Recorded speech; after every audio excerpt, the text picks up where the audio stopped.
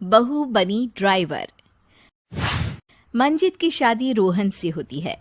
रोहन को नशे की बुरी लत लगी होती है। एक दिन, अरे माँ, मेरा एक साइड का शरीर काम नहीं कर रहा है। मैं आज खेतों में कैसे जाऊंगा? अरे बेटा, ऐसा ना बोल। तेरे पापा के जाने के बाद से तू ही घर चलाने का सहारा है। मैं डॉक्टर को बुला लाती हूँ। देखिए बहन जी, रोहन के शरीर के एक साइड में लकवा है। अब वो कभी ट्रैक्टर नहीं चला पाएगा। घर में मनहूसियत का माहौल हो जाता है। लीजिए माँ जी, रोटी खा लीजिए। अरे बेटा, मुझे तो भविष्य की चिंता हो रही है। मेरा एक ही बेटा है और वो भी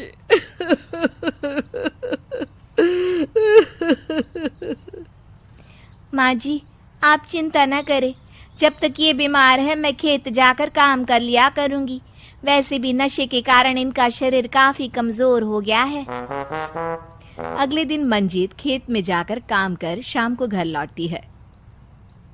ये ले बेटा, पानी पी ले। कैसा रहा काम का पहला दिन?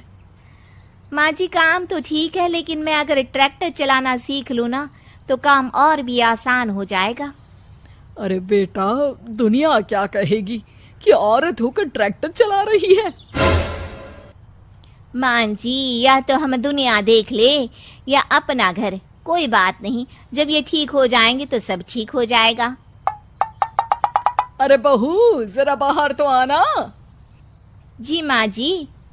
बहू, तेरे मामा जी आए हैं, तूने बुलाया था ना? हाँ माँ जी, वो मामा जी ना आज से मुझे ट्रैक्टर चलाना सीखा। मंजित मामा से ट्रैक्टर चलाना सीखती है। वो मन लगाकर खेतों में काम करती है। और एक दिन, माँ जी, पता है इस बार पूरे गांव में सबसे ज्यादा फसल का उत्पादन हमारे खेतों में हुआ है। इस साल तो खूब पैसे आएंगे। हाँ। सास खुश नहीं होती है।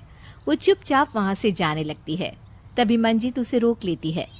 क्या हुआ माँ जी, आपको खुशी नहीं हुई?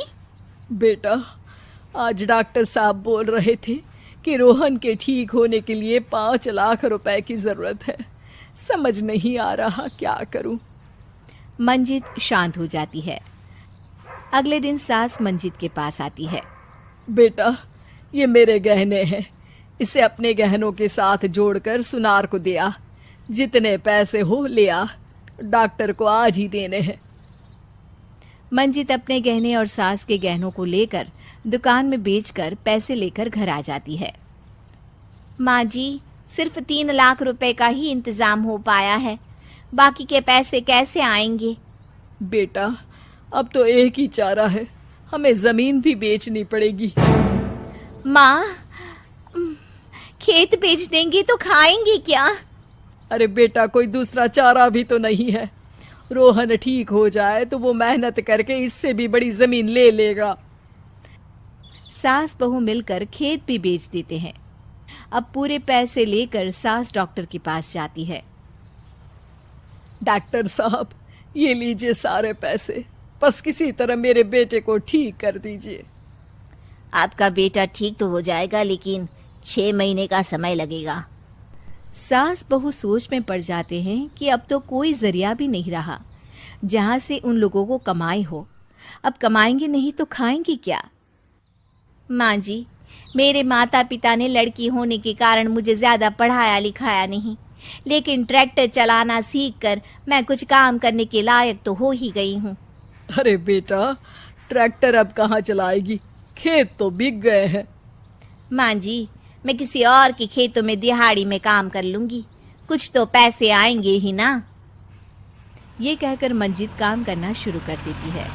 जैसे तैसे उन पैसों से गुजारा चल ही रहा था। माँ जी, पास के अस्पताल से मुझे नौकरी के लिए ऑफर आया है। पैसे भी ये 4 गुना ज्यादा मिलेंगे और अब खाने पीने दवाई के साथ हम कुछ पैसे भविष्य के लिए भी जोड़ पाएंगे।